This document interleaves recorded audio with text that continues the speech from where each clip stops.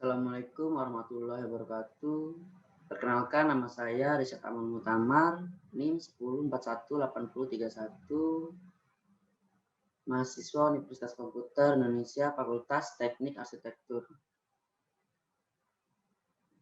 Di sini saya akan mempresentasikan hasil studi perancangan arsitektur 5 yang dibimbing oleh Insinyur Rahmawan Soekardi, MT. Baik, langsung saja. Hasil presentasi yang pertama adalah studi banding Studio P5 Heritage and Convention Hotel. Di sini ada dua studi banding, yaitu pertama Bambu Hotel Cina dan Raya Heritage Hotel. Bambu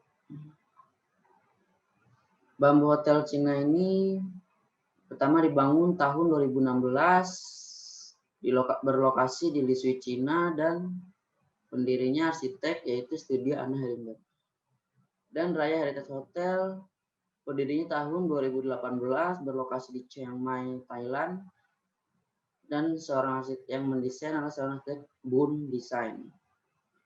Baik, selanjutnya aksesibilitas dan entrance pada kedua hotel ini. Yang pertama, entrance di Bambu Hotels ini mudah dilalui kendaraan dan jalan kaki dikarenakan posisinya yang dekat dengan jalan raya. Dan untuk Raya Heritage Hotel juga memiliki jalur akses yang luas, bahkan lebih baik dari Bambu Hotel ini karena dia memiliki jalur akses pejalan kaki dan juga mudah untuk kendaraan besar yang masuk. Hierarki pada studi banding kedua ini, pada hotel ini, yaitu hierarki tertinggi pada Bambu Hotel adalah ruang hunian. Dan hierarki tertinggi pada Hotel Raya Heritage Hotel yaitu pada hunian dan pada halaman atau eksteriornya yang bisa dimanfaatkan fasilitas-fasilitasnya. Yang selanjutnya adalah zoning. Zoning pada Hotel Bambu ini dikasihkan menjadi zona pengunjung dan zona pengelola dan zona rekreasi. Dan zoning di Raya Heritage ini lebih signifikan karena zona pada Raya Heritage ini dibagi menjadi zona rekreasi, pengelola, zona bermain, zona. Selanjutnya sirkulasi pada Bambu Hotel Cina ini yaitu lebih memusat, dan sirkulasi pada Raya Heritage Hotel ini linear karena membentuk site-nya seperti memanjang untuk Raya Heritage Hotel dan site-nya memusat pada sirkulasi Bambu Hotel. Sequence ini pengunjung akan diberikan pemandangan yang indah pada Bambu Hotel karena kan view-nya itu langsung ke perbukitan. Nah, kalau sequence yang di Raya Heritage Hotel ini diperlihatkan lebih dengan keindahan hotel ini karena kan view-nya tidak memadai. Orientasi di dalam Bambu Hotel ini yaitu bangunan ini lebih menghadap ke daerah perbukitan. Nah, yang satunya lagi orientasi bangunan Raya Heritage Hotel ini menghadap ke utara dengan tujuan mengurangi sinar matahari langsung dalam ruang-ruang penghuni yang ada. Fasilitas di hotel ini berupa taman rekreasi, ruang bersantai, spa. Dan fasilitas di di Hotel Raya Hotel ini yaitu taman rekreasi, taman bersantai, dan living room. Yang kedua, selanjutnya analisis site. Analisis site yang pertama lokasi tapak. Lokasi tapak proyek studio perancangan 5 ini yaitu berada di Jalan Raya Solo, Yogyakarta, nomor kilometer 16, Rogem, Taman Martani, Kecamatan Kalasan, Kabupaten Sleman, Daerah Istimewa Yogyakarta. Lokasi tapak ini berada di tempat yang strategis karena dekat dengan jalan raya dan juga terdapat view-view yang bisa dimanfaatkan untuk desain tapak yang harus memperhatikan aspek tentang pengembangan budaya sehingga bangunan harus mencerminkan perubahan sendiri. Aksesibilitas di lokasi tapak ini yaitu terdapat 4 jalan yang dapat dilalui untuk sampai pada tapak jalan raya Solo, yaitu Jalan Taman Prambanan, Kulon, Jalan Karangmujo, dan Jalan Barak Tapak. Aksesibilitas menuju tapak nantinya hanya akan menggunakan akses melalui jalan Taman Prambanan Kulon karena memiliki 2 jalur jalan, yaitu Jalan Raya Solo, apalagi dekat dengan memiliki potensi mengakibatkan kemacetan, dan untuk Jalan Karangmojo akan ditutup karena akan digunakan sebagai area parkir. Analisis set yang selanjutnya yaitu orientasi pada tapak ini memanjang ke arah timur dan barat, menghadap ke taman atau parkir Candi Prambanan di timur, dan pemukiman di barat. Dilihat dari iklimnya, untuk orientasi bangunan lebih baik tidak ke arah timur dan barat, karena di area tersebut mendapat panas yang terik. Selanjutnya, batasan-batasan pada tapak.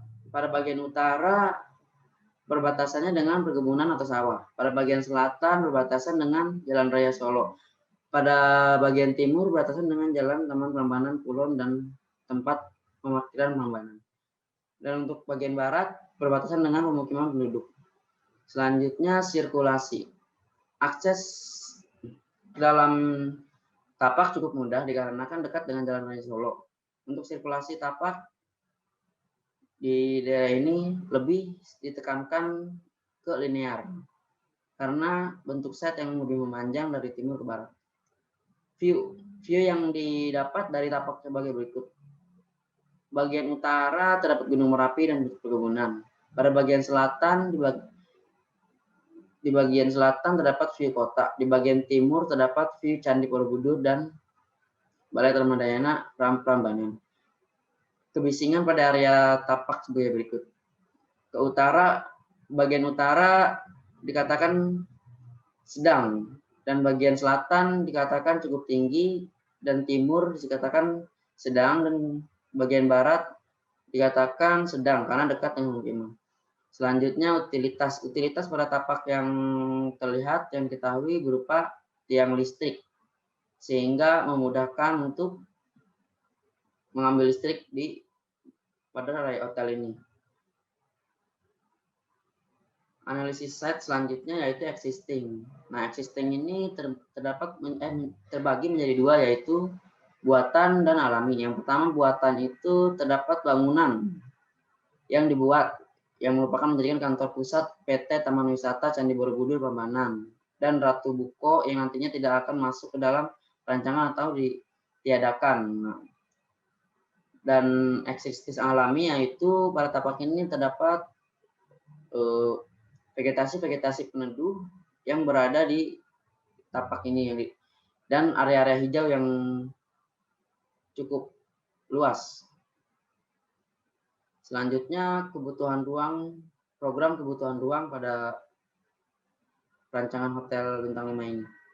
Yang pertama itu ada kamar, ada kantor, ada ruang meeting dan ruang servis, ada makanan, servis makanan, dan para pekerja dan laundry, dan ada ruang mekanikal dan elektrikal.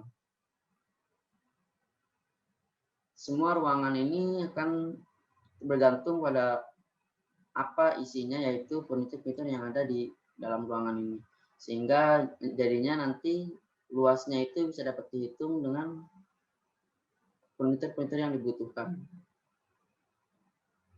Studi aktivitas selanjutnya, studi aktivitas di sini bisa berupa kegiatan publik, kegiatan penunjang, kegiatan pengelolaan, dan kegiatan servis, sehingga semuanya lebih memadai ketika ada pengunjung yang misalkan sedang merasa terganggu. Nah, itu akan ada kegiatan servis. Nah, jadi sehingga pengunjung pun bisa mendapatkan kegiatan-kegiatan private juga di dalam hunian ini. Baik, selanjutnya konsep penataan zoning dan masa. Pada yang huruf A ini adalah masa bangunan, dan yang B ini masa bangunan untuk drop-off. Untuk yang berwarna ungu ini adalah bagian dari zona parkir, dan yang kuning ini adalah bagian dari zona hunian. Dan yang nomor 3 ini, yang zona hijau ini adalah zona kebudayaan. Jadi sehingga zona-zona ini sudah dapat dibedakan dengan pembagian-pembagian dari warna dan sehingga tidak mencampur urutkan bagian zona-zona parkir dengan zona hunian dengan zona kebudayaan.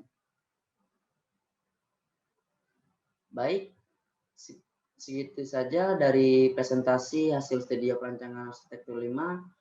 Terima kasih juga kepada dosen pembimbing saya yaitu Insinyur